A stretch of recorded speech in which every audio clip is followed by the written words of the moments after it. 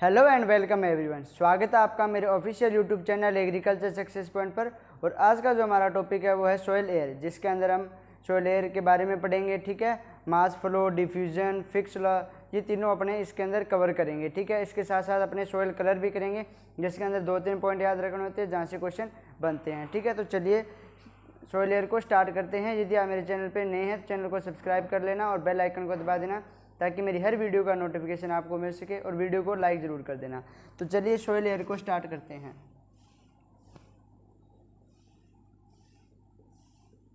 Soil air, जब soil air की बात आती है तो अपने बात करेंगे एक तो एटमॉस्फेयर की और एक सॉइल के अंदर जो एयर होती है उसकी बात करेंगे। ठीक है, यहाँ तो मैं लिख रहा हूँ एटमॉस्फेयर की, ठीक है, और यहाँ पे लिख रहा हूँ सॉइल के अंदर जो एयर है उसका परसेंटेज, क्या क्या परसेंटेज रहता है। यदि सबसे पहले अपने बात करें ऑक्सीजन की, O2 की, तो एटमॉस्फेयर के अंदर ऑक्सीजन कितनी होती है? 21%। कितनी होती है? 21%। यदि सॉइल एयर की बात करें तो ये कितनी होती है? 20.8%। 20.8% जो है सॉइल के अंदर क्या होती है? ऑक्सीजन होती है। सेकेंड नंबर पे यदि बात करूँ CO2 की, ठीक है, कार्बन डाइऑक्साइड की बात करें तो एटमॉस्फेयर के अंदर कितनी होती है? 0.03%। ठीक है, और यदि वहीं सॉइल एयर की बात करें तो सॉइल एयर के अंदर कितनी होती है? CO2, तो सॉइल एयर के अंदर होती है 0.3%। ठीक है, आजकल बुक के अंदर डाटा नहीं आ रहा है, लेकिन जो नया करंट जो डाटा है वो कितना है? CO2 की जो मात्रा है वो बढ़ गई है एटमॉस्फेयर में, कितनी हो गई है? 0.039% हो चुकी है। और एक चीज़ आप देखिए, यदि मैं इसको 10 से मल्टीप्लाई करूं, ठीक है, 10 से यदि मल्टीप्लाई करूं तो ये कितना हो जाएगा? 0.39% हो जाएगा ना। ठीक है, तो इस चीज़ को क्या याद रखना है कि जो सॉइल के अंदर जो CO2 होती है वो एटमॉस्फेयर का कितना होती है? 10 गुना होती है। कितना होती है? 10 टाइम्स होती है। क्योंकि यदि मैं इसको 10 से मल्टीप्लाई कर रहा हूँ तो ये आ रहे हैं, मतलब ये और ये सेम है। ठीक है, तो ये क्या याद रखना है? क्वेश्चन ये बहुत बार एग्जाम के अंदर पूछा जाता है कि difference of soil air and atmosphere, ठीक है, कितना टाइम का होता है? तो 10 टाइम्स का होता है। किसका? CO2 का। ठीक है, तो इसको अच्छे से याद कर लेना, इसके साथ में यहाँ पे लिख लेना 10 टाइम्स ऑफ एटमॉस्फेयर CO2। ठीक है, जो एटमॉस्फेयर की CO2 है उसका ये 10 टाइम्स है। ठीक है, मतलब उसको 10 से मल्टीप्लाई कर देंगे तो जो है सॉइल एयर के अंदर जो CO2 है इसकी मात्रा आ जाएगी। थर्ड नंबर पे बात करूँ नाइट्रोजन की, तो एटमॉस्फेयर के अंदर नाइट्रोजन कितनी होती है? 78% होती है। ठीक है, ये यदि वहीं सॉइल एयर की बात करूँ तो वहाँ पे कितनी होती है? 78.8% होती है।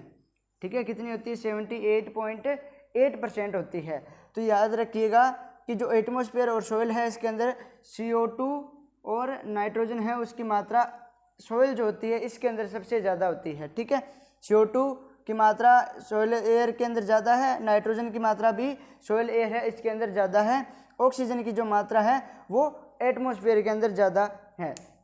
इसके बाद में यदि मैं बात करूं, इसके अंदर एक टर्म यूज होती है सॉइल एयर के अंदर, कौन सी? एयरेशन। ठीक है, एयरेशन क्या होता है तो उस चीज़ को समझते हैं अपने। एयरेशन, सॉइल एयर के अंदर मैंने नाइट्रोजन शायद आपको ये लिखाई है ना 78.8, ये 78.8 नहीं है, यहाँ पे 08 आएगा। ठीक है, ये याद रख लेना, 8 नहीं आएगा, 0.08 आएगा। अब एयरेशन की बात करूँ तो एयरेशन क्या होता है? ये मान लो सरफेस है, ये यहाँ पे सॉइल है। ठीक है, ये सॉइल है, ये एटमॉस्फेयर है। ठीक है, ये एटमॉस्फेयर है, ये क्या है? सॉइल एयर है। अब देखिए CO2, और यहाँ पे भी CO2 है, यहाँ पे भी O2 है, और यहाँ पे भी O2 है। तो interchange of CO2 and O2 from soil air to atmosphere is called aeration. ठीक है, यानी CO2 का सॉइल के अंदर जाना, या सॉइल से एटमॉस्फेयर के अंदर CO2 का जाना, या O2 का सॉइल एयर के अंदर जाना, या O2 सॉइल एयर से O2 का एटमॉस्फेयर के अंदर जाना, ये क्या कहलाता है? ये जो इंटरचेंज हो रहा है ना, इसी को अपने क्या बोल देते हैं? एयरेशन बोल देते हैं। Interchange of CO2 and O2 from soil air to atmosphere is called aeration. I hope कि आपको अच्छे से समझ आ गया होगा। डेफिनेशन लिखनी है तो लिखा देता हूँ, जो अभी मैंने समझाया आपको वही इसकी डेफिनेशन है।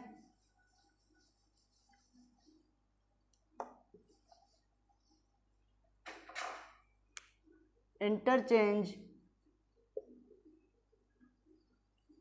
of CO2 and O2 from soil air to atmosphere is called aeration. किसका इंटरचेंज होना? CO2 एंड O2 का, ठीक है। जो इंटरचेंज होता है इसी को क्या बोल देते हैं अपने? एरेशन बोल देते हैं। अब जो एरेशन होता है वो दो टाइप से होता है। किस किस के द्वारा होता है? एक तो मास फ्लो के द्वारा होता है, एक डिफ्यूजन के द्वारा होता है। मास फ्लो डिफ्यूजन क्या है उसको अपने पढ़ते हैं। तो मास फ्लो की बात करेंगे सबसे पहले अपने एरेशन के अंदर। मास फ्लो, अब देखिए मास फ्लो के अंदर क्या होता है, जैसे ये सॉइल है, ये एटमॉस्फेयर हो गया, ठीक है, ये सॉइल एयर होगी, सॉइल के अंदर जो एयर होगी वो, और एटमॉस्फेयर में होगी, ठीक है। अब क्या है, यहाँ पे मान लो ये इसके अंदर O2 CO2 सारी है, ठीक है, नाइट्रोजन जो भी है वो सारी है। तो इस पूरी मास का, ठीक है, इस टोटल का ही क्या होना? एटमॉस्फेयर के अंदर जाना, ठीक है। ये जो टोटल इंटायर मास है, ठीक है, तो इस टोटल का ही क्या है? एटमॉस्फेयर में चले जाना, या एटमॉस्फेयर से, ठीक है, सोइल के अंदर आ जाना, ठीक है। तो इसी को क्या बोल देते हैं अपने मास फ्लो। क्या बोलेंगे कि जो सोइल एयर होती है इसका टोटल का ही क्या आ जाना? एटमॉस्फेयर के अंदर आ जाना, इसको क्या बोलते हैं? Mass flow. तो इसको डेफिनेशन के द्वारा समझ लेते हैं, ठीक है। तो अब एक चीज़ ध्यान रखना, डिफ्यूजन में जब पढ़ेंगे तो अपने वहाँ पे करेंगे बात सिर्फ एक सिंगल मॉलिक्यूल की, लेकिन मास फ्लो के अंदर क्या होता है? सारी की सारी गैसेज जो है सोइल से बाहर आ जाती है, ठीक है। तो क्या लिखेंगे? Movement of entire mass of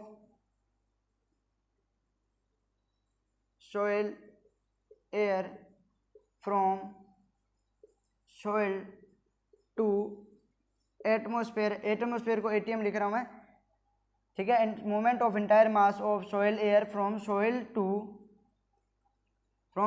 atmosphere due to height, due to pressure gradient difference is called mass flow, ठीक है। समझते हैं क्या होता है। अब देखिए सोइल के अंदर सारी गैसेज हैं, सारी गैसेज का क्या है? बाहर आ जाना, किसके द्वारा? प्रेशर का जो डिफरेंस होता है ना, ठीक है, प्रेशर ग्रेडियंट जो होता है, मान लो सोइल के अंदर यदि प्रेशर कम है, बाहर एटमॉस्फेयर के अंदर ज़्यादा है, ठीक है, तो बाहर से अंदर आती है, और जब सोइल के अंदर ज़्यादा हो जाता है प्रेशर, तो सोइल से बाहर जब एटमॉस्फेयर की तरफ आती है सारी की सारी गैसेज, तो उनको बोल देते हैं मास फ्लो, ठीक है। तो मास फ्लो जो है ये जो है 3 क्लाइमेटिक फैक्टर पे डिपेंड करता है। किस पे? 3 जो क्लाइमेटिक फैक्टर हैं वो इसके लिए रिस्पॉन्सिबल होते हैं मास फ्लो के लिए। कौन कौन से? टेम्परेचर, ठीक है, सेकंड हो गया प्रेशर, थर्ड है इरिगेशन,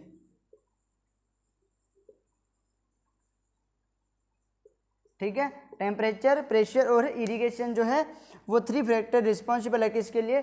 मास फ्लो के लिए, ठीक है। तो अपने देखते हैं कि किस प्रकार से ये इफेक्ट करते हैं। और यदि आप मेरे चैनल पे नए हैं तो चैनल को सब्सक्राइब कर लेना और बेल आइकन को ज़रूर दबा देना। अब देखिए यदि मैं बात करूं, टेम्परेचर जो होता है ना वो प्रोपोर्शनल टू होता है किसके? प्रेशर के, ठीक है। इन चीज़ों को अच्छी तरीके से नोट कर लिया करें।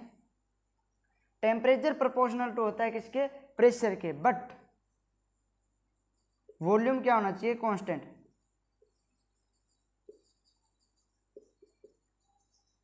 ठीक है। यदि वॉल्यूम कांस्टेंट है तो टेम्परेचर बढ़ेगा तो प्रेशर भी बढ़ेगा, ठीक है।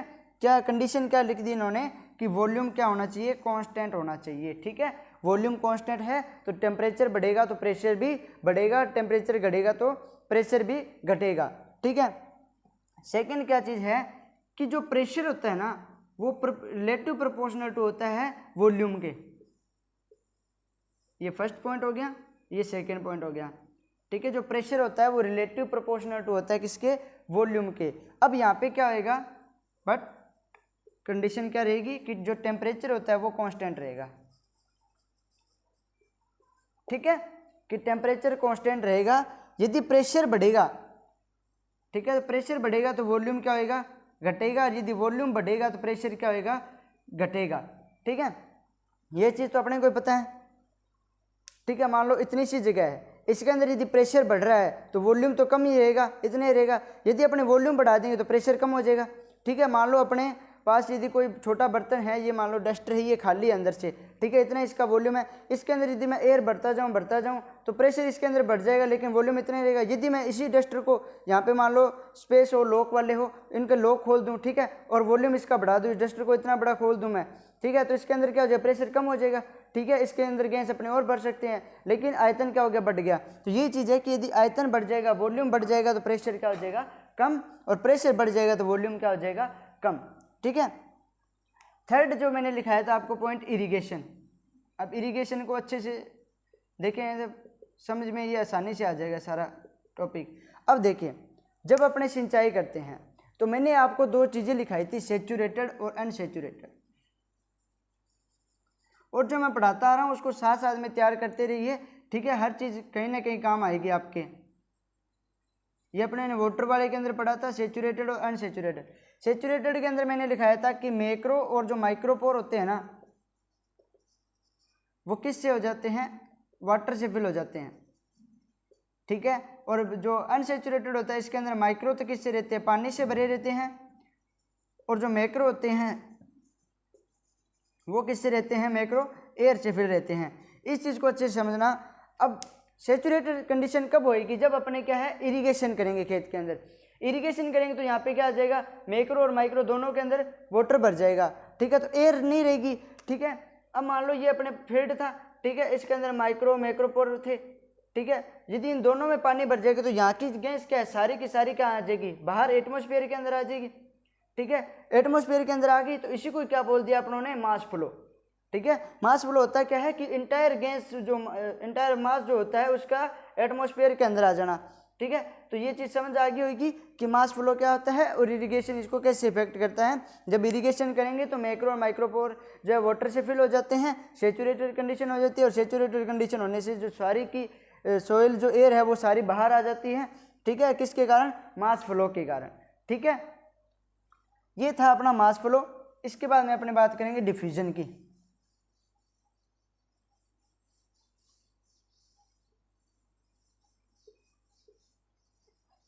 डिफ्यूजन की बात करते हैं।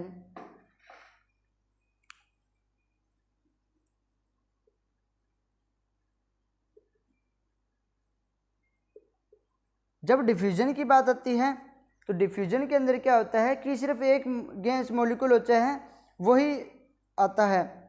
ठीक है, एक इसके अंदर सिर्फ पर्टिकुलर गैस मॉलिक्यूल की ही बात करेंगे अपने। ठीक है, कि जो एक पर्टिकुलर जो गैस वॉल्यूम है वो अपनी हाई कंसंट्रेशन से लो कंसंट्रेशन की तरफ क्या करता है, मूवमेंट करता है। ठीक है, तो ये देखिए, ये अपनी सोइल है। ठीक है, ये एटमॉस्फेयर है। अब यहाँ पे मान लो O2 है, ठीक है, CO2 है, यहाँ पे CO2 है, O2 है। अब मान लो कि O2 यदि सोइल से एटमॉस्फेयर के अंदर जा रही है, ठीक है, तो इसको क्या बोलेंगे, डिफ्यूजन। यदि CO2 एटमॉस्फेयर में जा रही है तो इसको क्या बोलेंगे, डिफ्यूजन। CO2 यदि अंदर आ रही है, O2 अंदर आ रही है तो इसको क्या बोलेंगे, डिफ्यूजन। अब देखिए, यदि मान लो यहाँ पे CO2 की कंसंट्रेशन क्या है, हाई है, और एटमॉस्फेयर के अंदर कंसंट्रेशन क्या है, लो है। ठीक है, यहाँ पे हाई है, यहाँ पे लो है। जब ये CO2 बाहर जाएगी ना तो इसी को क्या बोल दिया, डिफ्यूजन। मतलब ये अपनी हाई कंसंट्रेशन से कहाँ मूवमेंट कर रही है, लो कंसंट्रेशन की तरफ। कौन कर रहा है, सिर्फ CO2। मैं ऐसे नहीं बोल रहा कि पूरी गैस जा रही है, ठीक है, या ऐसे नहीं बोल रहा कि पूरी की पूरी जो एयर है, सोइल एयर, वो जा रही है, CO2 O2 साथ में जा रही है, ऐसा नहीं। ठीक है, सिर्फ मैं CO2 की बात कर रहा हूँ। और यदि O2 की कंसंट्रेशन हाई है, ठीक है, यदि मान लो यहाँ पे लो है, ठीक है, और यहाँ पे क्या हाई है, तो अब ये CO2 जो ऑक्सीजन है वो कहाँ आएगी, सोइल के अंदर आएगी। सिर्फ O2 की बात हो रही है। तो जब सिंगल गैस मॉलिक्यूल की बात होगी तो उसके लिए क्या टर्म यूज होगी, डिफ्यूजन यूज होगी। और सबसे ज़्यादा जो है इंपॉर्टेंट यही है, ठीक है, सोइल एरेशन के अंदर।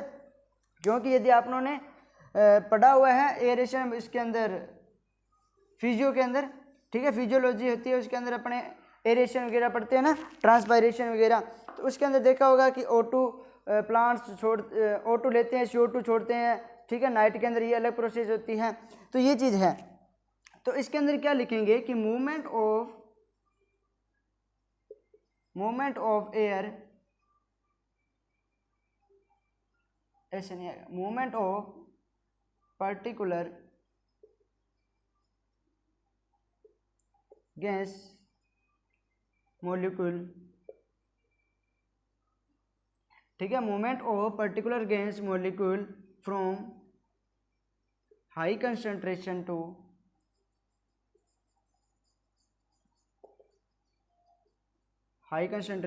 लो concentration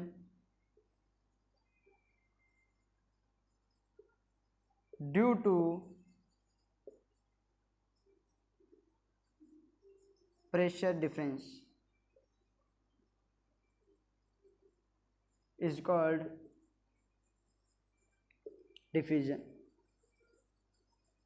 ठीक है, यानी सोइल के अंदर मान लो प्रेशर कम है, एटमॉस्फेयर में प्रेशर ज़्यादा है, और वहाँ पे क्या है, जो CO2 की कंसंट्रेशन हाई है और सोइल के अंदर क्या है, कंसंट्रेशन लो है। तो CO2 का क्या है, सोइल के अंदर जो एंट्री करना है या सोइल के अंदर जो आना है, इसी को क्या बोल दिया, डिफ्यूजन बोल दिया। डिफ्यूजन और मास फ्लो के द्वारा सोइल के अंदर एयरेशन होता है, ठीक है। तो डिफ्यूजन में आपको समझ आ गया होगा कि सिर्फ एक पर्टिकुलर गैस मॉलिक्यूल है वही क्या करेगा, इंटरचेंज होएगा किसके अंदर, सोइल के अंदर और एटमॉस्फेयर के अंदर, ठीक है। Movement of particular gas molecule from high concentration to low concentration due to pressure difference. जब प्रेशर का डिफरेंस होएगा तभी गैस एक स्थान से दूसरे स्थान पे जाएगी, ठीक है। अब एक पॉइंट इसके अंदर और याद रखना है कि ये क्या है, डोमिनेंट प्रोसेस है, डोमिनेंट प्रोसेस ऑफ एयरेशन।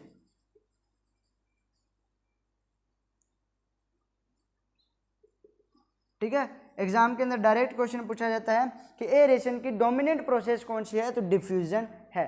क्या है, डिफ्यूजन जो है डोमिनेंट प्रोसेस है। थर्ड पॉइंट इसके अंदर क्या याद रखना है, थर्ड पॉइंट याद रखना है कि जब टेम्परेचर, ठीक है, जब टेम्परेचर बढ़ेगा तो डिफ्यूजन पे क्या इफेक्ट पड़ेगा, तो जो टेम्परेचर होता है ये होता है प्रोपोर्शनल टू डिफ्यूजन। टेम्परेचर किसके प्रोपोर्शनल होता है, डिफ्यूजन के। मतलब टेम्परेचर बढ़ रहा है तो डिफ्यूजन भी बढ़ेगा, यदि डिफ्यूजन घट रहा है तो टेम्परेचर भी घटेगा। ठीक है, समझ आ गया कि टेम्परेचर जो है प्रोपोर्शनल होता है किसके, डिफ्यूजन के। ठीक है, टेम्परेचर बढ़ेगा तो डिफ्यूजन भी बढ़ेगा, टेम्परेचर कम होएगा तो डिफ्यूजन भी कम होएगा। आई होप कि आपको अच्छे से ये कंसेप्ट समझ में आ गया है, ठीक है। और डिफ्यूजन से एग्जाम के अंदर डायरेक्ट क्वेश्चन पूछे जाते हैं कि टेम्परेचर जो है उसका क्या इफेक्ट पड़ता है डिफ्यूजन पे, डोमिनेंट प्रोसेस कौन सी है, सिंगल यदि गैस मॉलिक्यूल का इंटरचेंज हो रहा है तो उसको क्या बोलेंगे, ठीक है। एंटायर मास का यदि हो रहा है तो उसको क्या बोलते हैं, मास फ्लो बोलते हैं। इसके बाद में अपने बात करते हैं फिक्स लॉ। किसकी बात करते हैं, फिक्स लॉ। अपनों ने एक स्पेशल क्लास लगाई थी लॉ की, जिसके अंदर अपनों ने स्टोक्स लॉ, ठीक है, डार्सी लॉ, पाउसेली लॉ पढ़ा था। तो आज हम पढ़ेंगे fix law.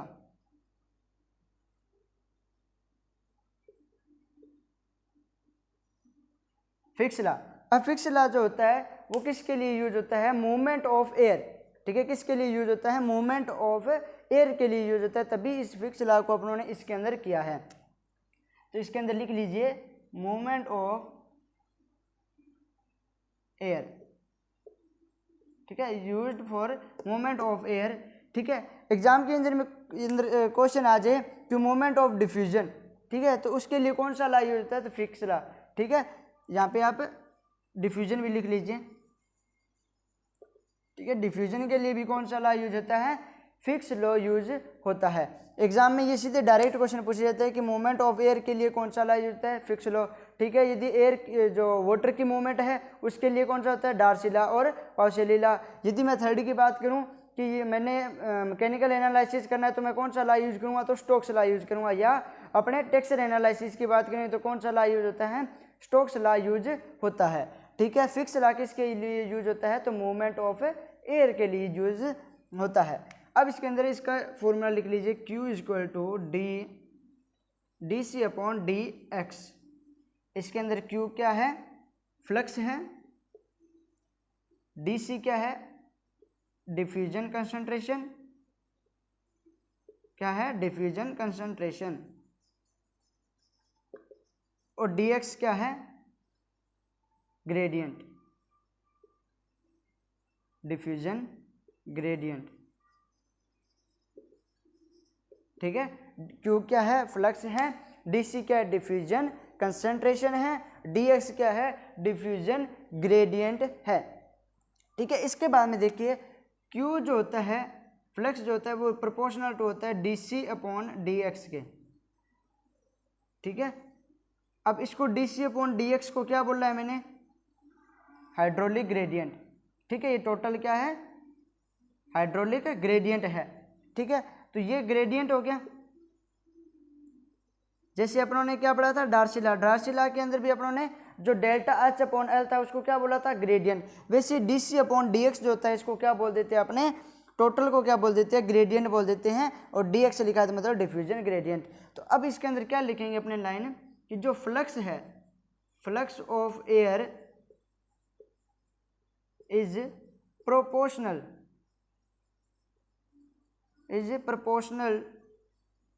To diffusion gradient.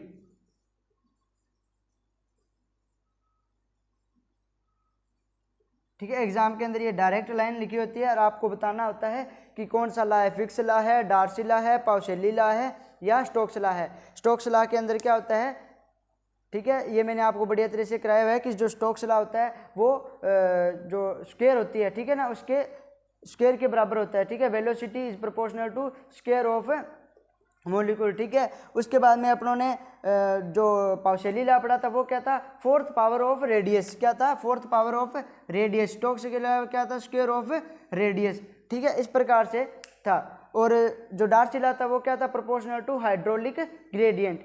ठीक है, अब ये तीनों लॉ हो गए, Stokes law, Darcy law, Poiseuille law और फिक्स लॉ। ठीक है, इस जो अपनों ने फिक्स लॉ पढ़ा है इसको अपने ये वाली जो लाइन है ना, मूवमेंट ऑफ एयर, ठीक है, कि किसके लिए यूज होता है, used for movement of air, इसको अपने उस क्लास के एक छोटे सी कोने में लिख लेना जब अपने ने स्टोक्स लॉ, डार्सी लॉ और पाउशेली लॉ किया था। उस वाली जो क्लास है उसका जो नोट्स बनाया है उसके एक कोने में लिख लेना कि मूवमेंट ऑफ एयर के कौन सा यूज होता है, फिक्स लॉ यूज होता है। अब अपने एक छोटा सा टॉपिक है जिसके अंदर 3-4 पॉइंट मेन है, वो अपने कर लेते हैं, उससे एग्जाम के अंदर वो पॉइंट से डायरेक्ट क्वेश्चन आते हैं।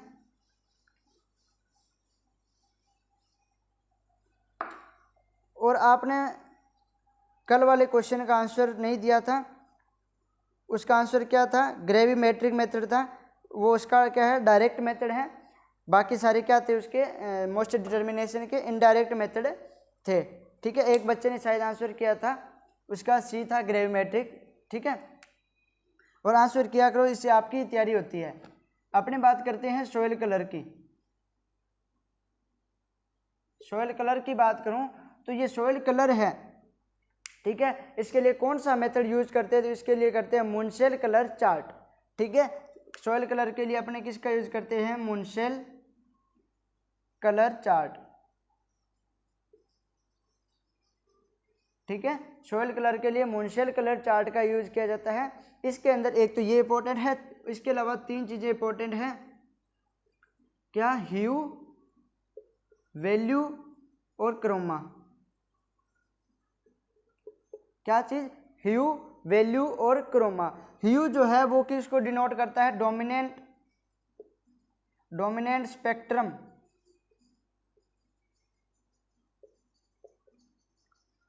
ठीक है, डोमिनेंट स्पेक्ट्रम कलर को डिनोट कौन करता है, ह्यू करता है। वैल्यू किसको डिनोट करता है, ये करता है darkness and lightness of colour. किसको, darkness and lightness of colour. ठीक है, और क्रोमा किसको डिनोट करता है, ये करता है प्योरिटी ऑफ कलर। किसको डिनोट करता है, प्योरिटी ऑफ कलर।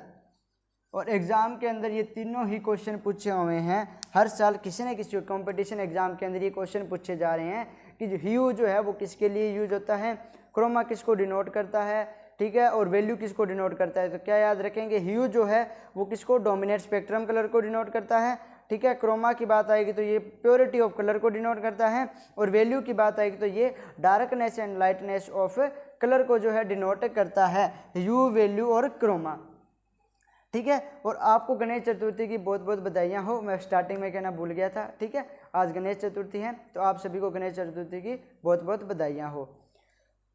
और क्लास को ज़्यादा से ज़्यादा शेयर कर दिया करें ताकि एग्रीकल्चर कम्युनिटी ज़्यादा से ज़्यादा इस प्लेटफॉर्म से जुड़े। और यहाँ पे आपको बिल्कुल फ्री के अंदर कंटेंट मिल रहा है, ठीक है। हर एक क्वेश्चन आपको कराया जाएगा, ठीक है। जब अपने सॉइल फिजिक्स और पेडोलॉजी, केमिस्ट्री सारी कंप्लीट हो जाएगी, उसके बाद अपने मैराथन क्लासेज लिया करेंगे, जिसके अंदर अपने मान लो जैसे फिजिक्स, सॉइल फिजिक्स की एक मैराथन क्लास ले लेंगे, उसमें लगभग पूरी फिजिक्स अपनी कंप्लीट कर लेंगे एक ही क्लास के अंदर। सॉइल से सॉइल केमिस्ट्री की एक मैराथन होगी, सॉइल पेडोलॉजी की भी एक मैराथन होगी, जिसके अंदर अपने इसको आसानी से एक साथ, यदि आपने ये क्लासेस साथ साथ लगाई हुई तो इसके अंदर अपने को आसानी से समझ आ जाएगा। और 3 घंटे की मान लो 2-2.5 घंटे की क्लास होगी, ठीक है। तो उसके अंदर अपने को सारा सिलेबस कवर हो जाएगा और अपने को पता लग जाएगा कि अपनी तैयारी कैसे है। और एक क्लास लेके आऊँ जिसके अंदर मैं आपको बहुत सारे क्वेश्चन कराऊंगा, ठीक है। तो आप इस चैनल से जुड़े रहिएगा। Thank you.